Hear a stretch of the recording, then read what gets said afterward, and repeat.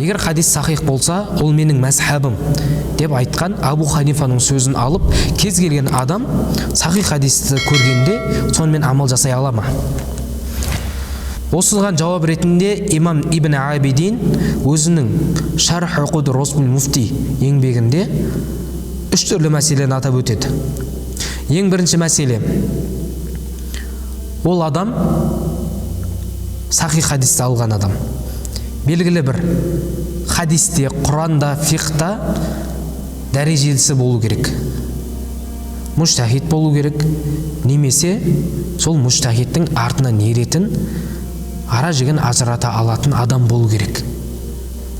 Екінші мәселе, ол муштахид болған күннің өзінде, үлкен муштахид болған күннің өзінде мазхаб иелерінің көз қарасынан шығып кетпеу керек.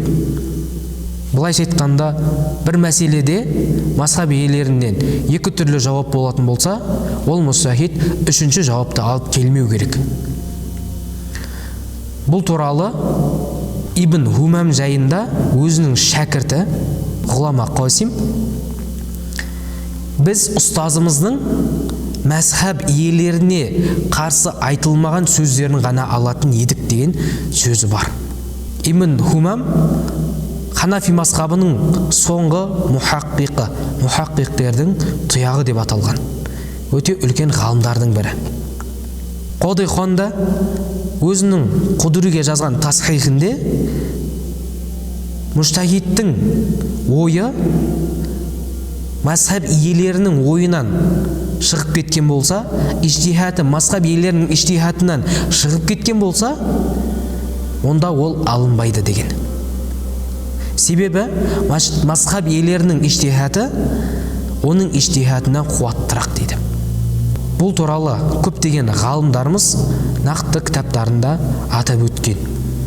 Үшінші мәселе, соңғы ғалымдарымыздың, муштахидтердің кейбір мәселелерде мазхаб иелерінен иштихатынан басқа иштихат жасауы, бұл зәрулік жағдайда ғана рұқсат етілген. Зәрулік туындаса, мазхаб иелерінің иштихатынан жоғары иштихат жасауға рұқсат берілген деп атап өткен. Сондықтан муштахид ғалым болмай жатып, үлкен бір дәрежеге жетпей жатып, сахих хадисті алып, онымен тікелей амал жасай беруге болады деген сөз шықпайды. Оның өзінде мазхаб иелерінің көз қарасынан артыққа кетпеу керек.